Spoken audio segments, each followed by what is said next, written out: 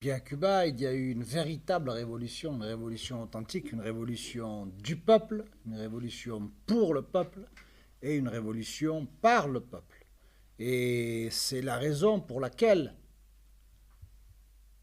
la révolution a perduré au fil des générations. C'est un processus historique qui a été construit par plusieurs générations de Cuba, de Cubains. La première chose qu'a faite Fidel Castro lorsqu'il est arrivé au pouvoir, ça a été de fédérer tous les mouvements favorables à l'indépendance en une seule structure. Il a suivi en ce sens l'exemple de José Martí de 1891 avec la création du Parti révolutionnaire cubain. Martí avait compris que la division des forces indépendantistes avait conduit à l'échec de la première guerre d'indépendance. Et c'est la raison pour laquelle, en 1891, il a créé le Parti révolutionnaire cubain pour fédérer les forces patriotiques, pour fédérer les Cubains de bonne volonté, au nom de cet objectif commun qui était l'émancipation de Cuba.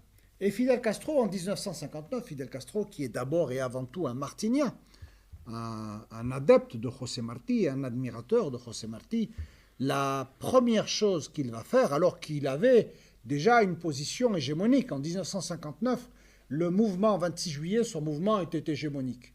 Le directoire estudiantil avait une place modeste, il avait apporté une contribution importante dans la guerre révolutionnaire contre Batista. Le Parti socialiste populaire, Parti communiste de l'époque, était résiduel, mais Fidel Castro avait compris que pour résister à l'impérialisme, pour résister à l'agression imminente de l'administration Eisenhower, il devait fédérer les forces. L'union est le préalable indispensable à tout projet de transformation sociale. Et c'est la raison pour laquelle il a créé les organisations révolutionnaires intégrées en 1961, qui ensuite s'est appelé le Parti unifié de la révolution socialiste en 1963 pour devenir le Parti communiste cubain en 1965. Aucun processus de transformation sociale ne peut se faire dans la désunion. Donc la première règle, c'est l'union.